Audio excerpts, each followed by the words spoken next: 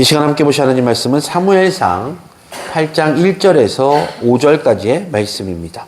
제가 가지고 있는 성경으로 구약 418면 또는 419면이 되겠습니다. 우리 찾으셨으면 한 절씩 교독하시고 마지막 5절은 합독하십니다. 제가 먼저 1절을 봉독합니다. 사무엘이 늙음에 그의 아들들을 이스라엘 사사로 삼으니 장자의 이름은 요엘이요 사자의 이름은 아비나야. 그들이 브엘세바에서 사사가 되리라. 그의 아들들이 자기 아버지의 행위를 따르지 아니하고 이익을 따라 뇌물을 받고 판결을 굽게 하니라. 이스라엘 모든 장로가 모여 라마에 있는 사무엘에게 나아가서 그에게 이르되 보소서 당신은 늙고 당신의 아들들은 당신의 행위를 따르지 아니하니 모든 나라와 같이 우리에게 왕을 세워 우리를 다스리게 하소서 한지라. 아멘.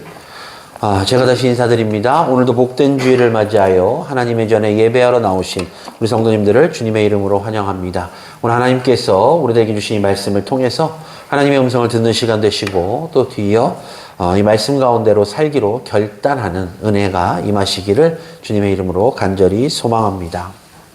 우리가 성경을 읽다 보면 이스라엘의 왕이 있기 전에 이스라엘 백성들을 이끌었던 사람들을 사사라고 이야기하죠.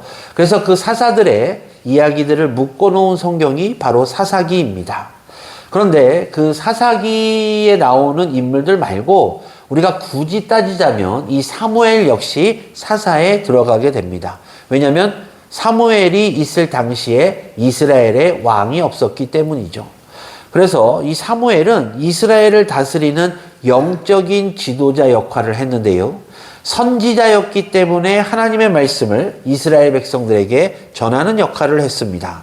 그리고 사사였기 때문에 사람들이 가지고 온 문제를 하나님의 말씀으로 재판하는 그러한 역할도 감당했습니다.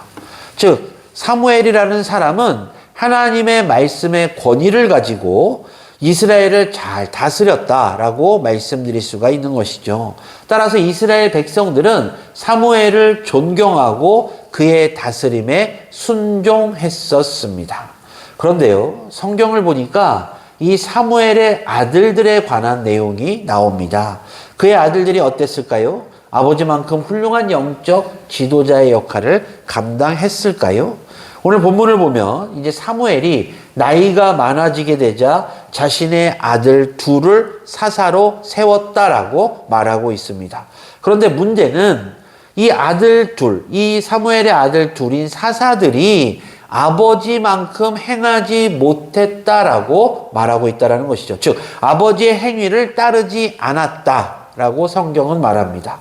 재판을 할 때 하나님의 말씀을 근거로 두고 재판한 것이 아니라 뇌물을 받고 잘못된 판결을 하는, 즉 자신의 이익에 따라서 그들은 행했다라고 성경이 말하고 있습니다.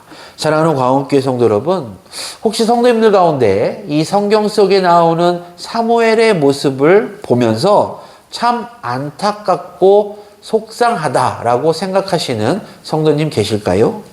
그 이유는요, 그는 이스라엘을 하나님의 말씀으로 다스렸던 영적인 아버지의 역할을 감당했으며 사사의 역할을 잘 감당했던 선지자, 즉 성경에서 말하는 성경 속의 아주 위대한 인물의 역할을 감당했지만 그의 아들들은 자신의 아버지의 명성이나 아버지의 행위에 정말 발끝만치도 따르지 못하는 모습을 보이고 있기 때문입니다.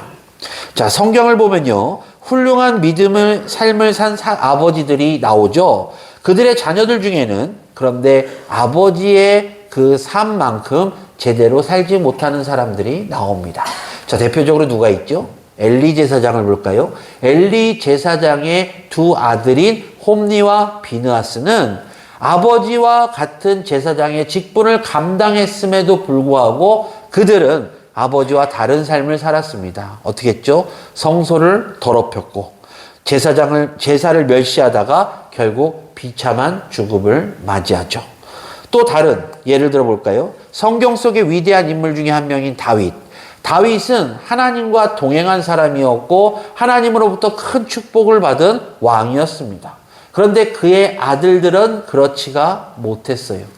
그의 아들들 중에서는 자신의 아버지를 죽이고 왕위를 찬탈하려고 했던 아들도 있었고, 솔로몬은 처음에는 하나님 말씀 가운데 거했지만 결국 이스라엘이라는 나라를 우상 숭배하는 나라로 만들기도 했습니다. 뿐만 아니라 나라를 두 개로 가르게 하는 그런 역할도 감당했다라는 것이죠. 자, 어떻습니까? 아무리 진실된 부모라 할지라도 이처럼 온 가족이 믿음 안에서 제대로 사는 일은 쉽지 않음을 바로 성경이 오늘 우리들에게 보여주고 있다는 것입니다. 사랑하는 광운교회 성도 여러분, 성도님들의 가정은 어떠하십니까? 믿음 가운데 잘 세워지고 계십니까? 오늘 이 시간 저는 우리 성도님들과 믿음의 가정에 대해서 잠시 은혜를 나누고자 합니다.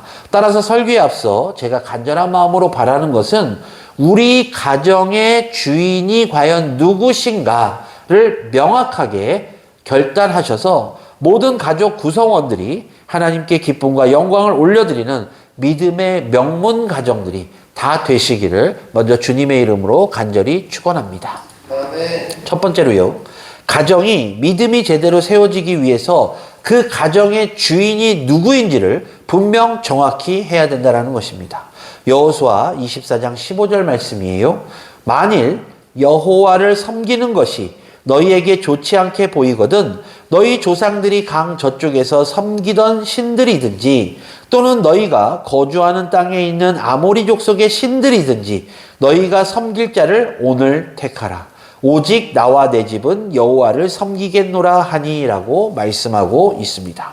자, 여호수아는요, 우상이 가득했던 그 가나안 땅에 들어가면서 나와 내 집은 여호와만을 섬기겠다라고 강력하게 선포하고 있는데요.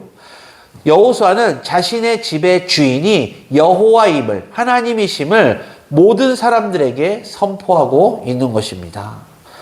자, 제가 이제 한국에서 다 겪어보셨겠지만 한국에서는 이력서라든지 아니면 공적인 서류를 작성할 때 보면 이 호주라는 단어가 나와요. 호주.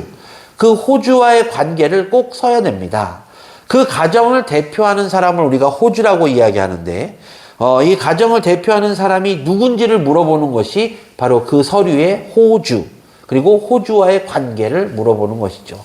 그래서 대부분은 호주 그러면 본인 아니면 자녀, 부인 이런 식으로 기록하시는 걸로 제가 알고 있습니다.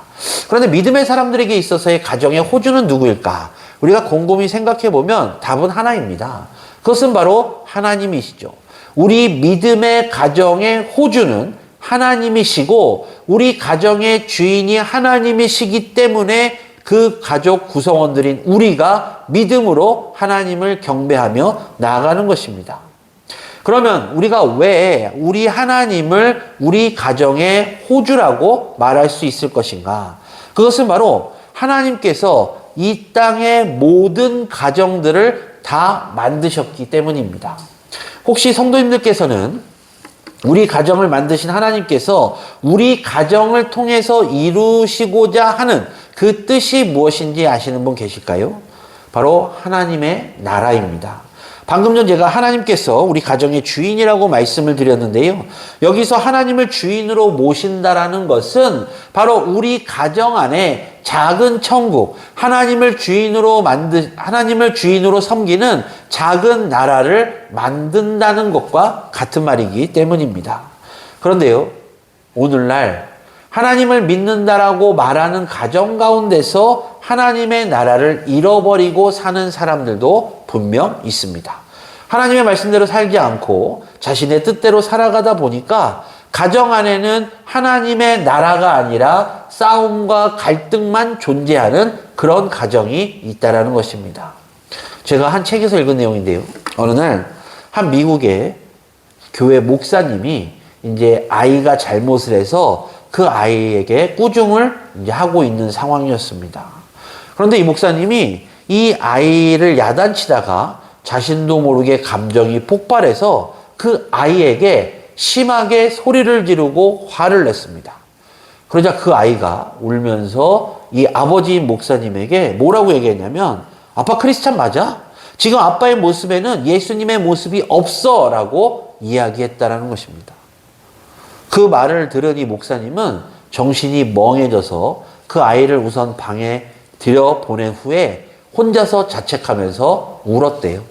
아, 나 목사인데, 나 크리스찬인데 저 아이의 눈에 봤을 때 너는 크리스찬이냐라는 이 질문을 받을 정도로 내 모습이 과연 어떠했을까 많은 반성을 하며 울었다고 합니다. 그리고 그 울음이 그친 후에 아이를 다시 불러서 아이에게 사과를 했다라고 그래요. 미안하다. 앞으로는 아빠가 좋은 크리스찬이 될게 라고 사과했더니 그 아이 역시 울면서 아빠 나도 미안해. 나도 좋은 크리스찬이 될게 라면서 둘이 껴안고 다시 울었다라는 그런 내용을 제가 책에서 본 적이 있습니다. 사랑하는 광운교회 성도 여러분, 우린 크리스찬인데요. 때로는 사람들에게 너 정말 교인 맞아? 너 정말 교회 다니는 사람 맞아? 라는 그러한 말을 듣는다면 얼마나 부끄러울까요? 그런데 오늘날 많은 그리스도인들 가운데서 그러한 말을 듣는 분들이 계시다는 것이 문제입니다.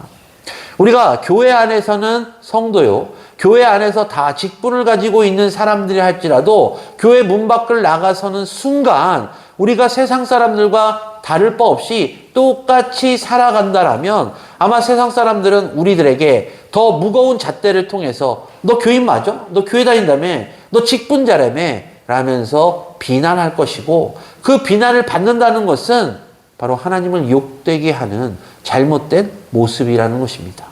사랑하는 광운교회 성도 여러분, 만에 하나 혹시라도 우리가 교회 문 밖에서 세상 사람들로부터 너 크리스찬 맞아? 라는 소리를 들은 적이 있거나 들으셨다라면 우리들의 신앙의 모습을 되돌아보고 반성해야 할 것입니다. 그리고 분명한 것은 과연 내가 어떠한 삶을 살았길래 세상 사람들이 나를 크리스찬, 즉 성도로 보지 않을까라는 것을 고민해야 할 것입니다. 또한 우리 가정의 주인이 바로 하나님이심을 우리가 명확히 한다라면 우리 스스로가, 나와 내 가족 구성원 모두가 세상 사람들에게 우리는 그리스도인이야 라고 담대하게 보일 수 있는 그런 믿음을 갖게 될 것이기 때문에 우리는 늘 언제나 우리 가정의 주인은 하나님이심을 믿고 따라야 될 것입니다. 반드시 기억하십시오. 하나님께서 주인이 되시는 가정은요, 하나님 말씀에 순종하는 가정입니다. 따라서 우리 성도님들의 가정이 늘 언제나 하나님 말씀에 순종하는 가정이 되시기를 주님의 이름으로 간절히 축원합니다. 둘째로요, 우리 가정의 주인 되시는 하나님의 말씀인 내 부모를 공경하라를 늘 기억해야 됩니다. 이 말씀을 기억하는 것이 바로 믿음의 가정이 되는 길이기 때문입니다. 구약의 율법 중에요, 우리가 너무나도 잘 알고 있는 율법 뭐가 있죠? 하나님께서 10계명을 주셨잖아요. 그 10가지 계명을 생각해 봅니다. 먼저 1번에서 4번까지의 개념은 우리가 종교적인 개념이잖아요. 1번부터 4번까지는 하나님에 관련되어 있는 계명입니다. 그런데 5번부터 10번까지는 우리가 이 땅을 살아가면서 지켜야 될 계명인데요. 1번과 10번 사이에 중간 역할을 하고 있는 이 5번, 그러니까 우리의 삶 가운데서 가장 지켜야 되고 필요로 하는 계명 중에 가장 첫 번째로 나오는 5번째 계명이 바로 내 부모를 공경하라입니다. 하나님께서 왜 내 부모를 공경하라를 우리가 삶을 살아가면서 지켜야 될 계명 중에 우선순위로 말씀하셨을까? 우리는 이 부분에 집중해야 됩니다. 내 부모를 공경하라. 그것은 바로 자녀들에게 부모는 공경의 대상임을 명확하게 알려주고 계시는 것이기 때문입니다. 사랑하는 광운교회 성도 여러분, 분명 이 자리에 계신 성도님들께서는 공경의 대상이 각각 있으실 줄로 압니다. 어떤 분은 다른 분을 존경할 수도 있고 어떤 다른 분을 따를 수도 있고, 그렇지만 하나님께서는 그 누구보다 내 부모를 공경하라라고 분명 정확하게 우리들에게 말씀하고 계십니다. 제가 질문 드릴게요. 너무나도 쉬운 질문이에요. 성도님들께서는 부모님을 공경하십니까?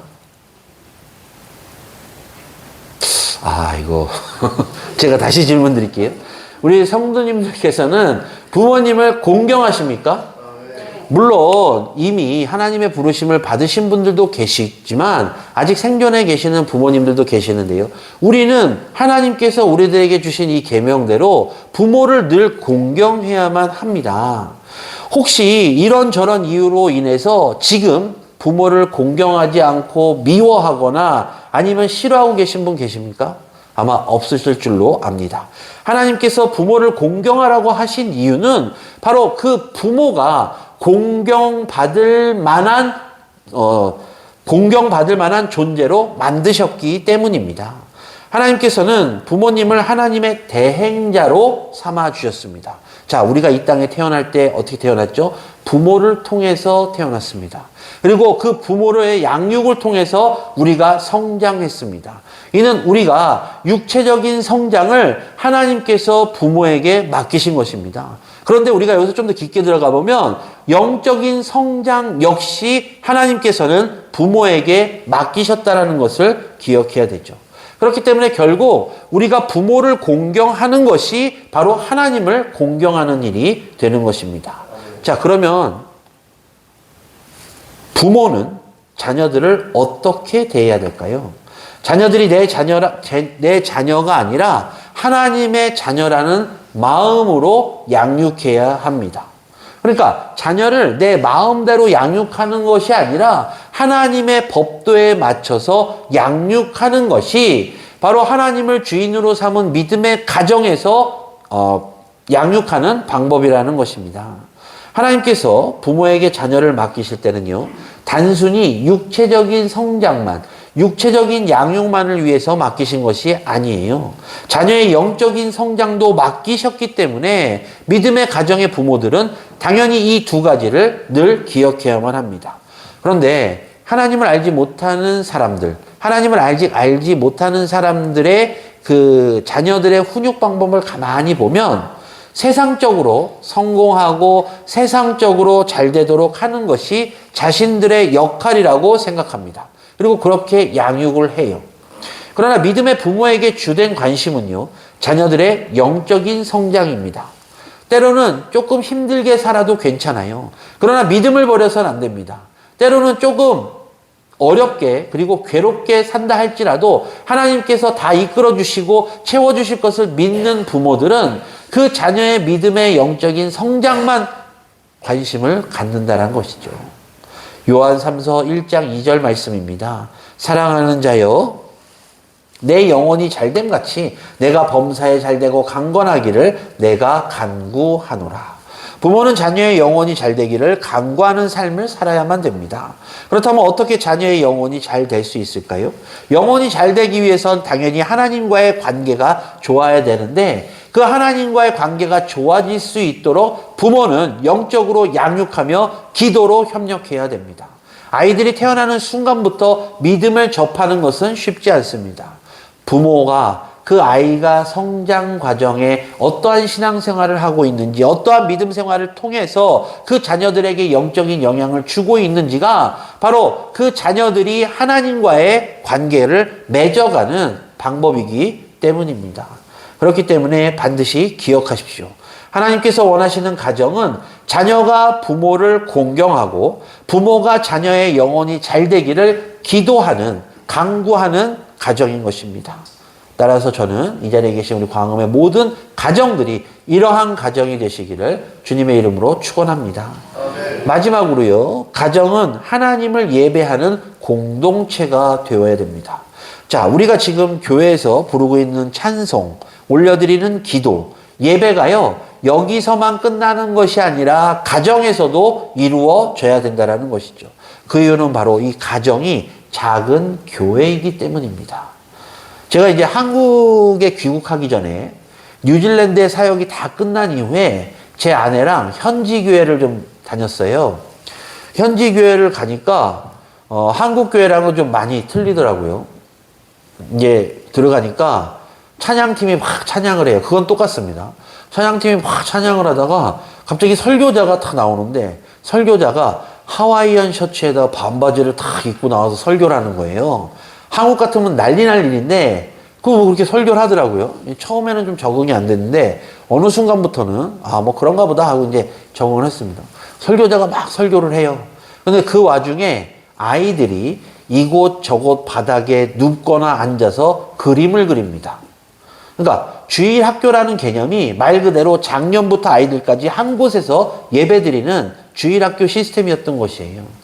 처음에 저는 정신산업계 이게 뭔가 그랬는데 어느 순간 이 부산함 속에서 한 가지 깨달은 게 있습니다. 그것은 바로 이 아이들이 지금은 비록 누워서 그림을 그리고 앉아서 그림을 그리고 딴짓한다 할지라도 그들의 귀에는 분명 말씀이 들어가고 있다는 것이에요. 그리고 그 말씀을 부모들과 한 자리에 앉아서 같이 듣고 있다는 것입니다. 저는 그래서 그 예배를 하나님께서 원하시는 예배가 바로 이런 모습이 아닐까라는 그런 생각을 제가 했던 적이 있습니다. 사랑하는 광업교 성도 여러분, 예배로 하나 되는 가정이 바로 하나님께서 기뻐하시는 가정이에요. 그리고 가정은 서로를 위해서 기도하는 공동체가 되어야만 합니다. 부모는 자녀들을 위해서, 자녀들은 부모를 위해서 기도하는 것이 당연하지만 그렇지 않은 가정들이 많이 있다는 것입니다. 한번 생각해 볼까요? 부모들은 자녀들을 위해서 기도하는 경우가 대부분입니다. 자녀들의 앞길과 하나님께서 동행하시기를 늘 기도하죠. 근데 자녀들이 부모들을 위해서 기도하는 경우가 얼마나 되느냐? 제가 예전에 젊은 목회자 포럼에서 그 설문조사를 한번 받아봤는데요. 이게 말씀드리기가 좀 미묘하고 복잡한데 그렇습니다. 자녀들이, 부모들은 신앙생활을 열심히 하는데 자녀들이 신앙생활을 게을리하거나 신앙과 좀 멀어지는 모습들을 볼 때 그 부모들은 그 원인이 자신들에게 있다라고 생각을 해요.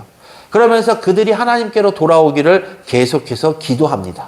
그런데 자녀들은 그러한 생각을 하지 않아요.